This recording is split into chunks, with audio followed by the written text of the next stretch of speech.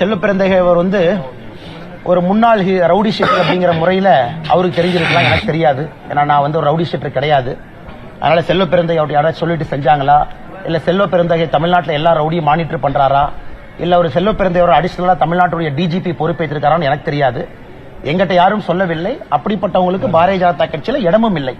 அதனால செல்வ பெருந்தகை இருந்தாங்கன்னா அவங்ககிட்ட நீங்க தான் கேட்கணும். ஏன்னா ஒரு முன்னாள் ரவுடி ஷீட்டர் அப்படிங்கிற முறையில அவருக்கு ஒரு நெட்வொர்க் இருக்கா அப்படிங்கறது காவல்துறை தான் செக் பண்ணுங்கண்ணா. எப்பவுமே வாயால கெட்டு போறவர் அண்ணாமலைன்னு எல்லாம் சொல்லுவாங்க. எனக்கு நம்பிக்கை இல்லை. ஐபிஎஸ் படிச்சால் இப்படி எல்லாம் பேசுவாரா அப்படின்னு நேற்று சொல்றாரு. கேக்குறாங்க, ஏங்க பாஜகவை பத்தி இந்த ஆருத்ரா நிதி நிறுவனம் செல்வ பெருந்தகை பேச இதுதான் கேட்டாரு ஒரு நிருபர்.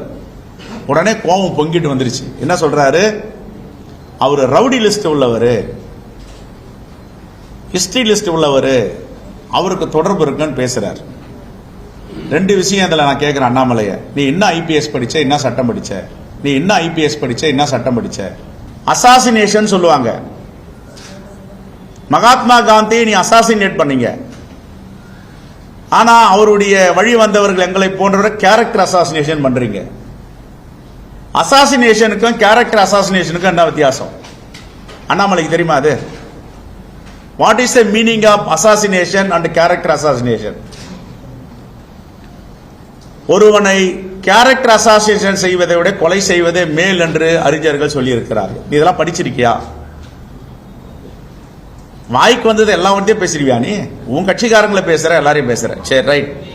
நீ உத்தம புத்திரன் இதுக்கெல்லாம் பேச மாட்டேன்ற, வாயை திறக்க மாட்டேன்ற பாவம் கிராமத்துல அன்றாட கூலிகள், அவர்களுடைய வாழ்நாள் வருமானமே அதுதான். 1 லட்சம் பேர்கிட்ட ஏமாத்தி 2400 கோடியை ஒருத்தன் ஏமாத்தி இருக்கான். அவங்கிட்ட 15 கோடி ரூபாய் வாங்கிட்டு அவன் கன்ஃபஸ் பண்றான். இவனா காங்கிரஸ்காரனா, இவன் பிஜேபி காரன் கன்ஃபஸ் பண்றான். 15 கோடி ரூபாயை வாங்கிட்டு எங்களை கட்சியில சேர்த்தாங்க, எங்களுக்கு ஆதரவா இருந்தாங்கன்னு. ஒரு பொது வாழ்க்கையில் இருக்கிறவன் எந்த கட்சியிலாவது இப்படி நடக்குமா? எங்க இருந்து இந்த ஆணவமும் திமிரம் வருது அண்ணாமலைக்கு? தலித்துன்னா யாருன்னு தெரியாது, ஏழை எளிய மக்கள்னா யாருன்னு தெரியாது. விளிம்புநிலை இந்த உன்னை டெஃபமே உன்னை எப்படி ஐபிஎஸ் பாஸ் பண்ண? நீ உனக்கு யார் ஐபிஎஸ் உனக்கு பாஸ் பண்ண சொன்னது? என்ன ஐபிஎஸ் பாஸ் பண்ண நீ? ஒரு ஐபிஎஸ் படிச்ச காவல்துறை அதிகாரி குற்றவாளி கிட்ட வரானா தூரங்கள்டா அப்படின்னு எல்லா குற்றவாளிகளையும் ரவுடிஸ்ல இருக்கிறவன் சேர்த்துட்டு கட்சி நடத்திக்கினு என்ன போய் ஹிஸ்டரி ஷீட்டர் இன்றிய ரவுடி ஷீட்டர் இன்றிய எங்கேயாவது உன்னால ப்ரூவ் பண்ண முடியுமா? எங்கேயாவது ப்ரூவ் பண்ண முடியுமா? சொல்லுங்க.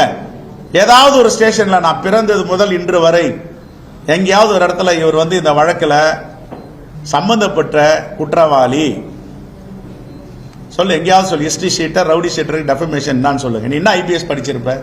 கான்ஸ்டபிள கேட்டா சொல்லுவான் what is the meaning of history sheeter rowdy ஷீட்டர்னு. இதுதான் அண்ணாமலையுடைய அநாகரிகமான அரசியல்.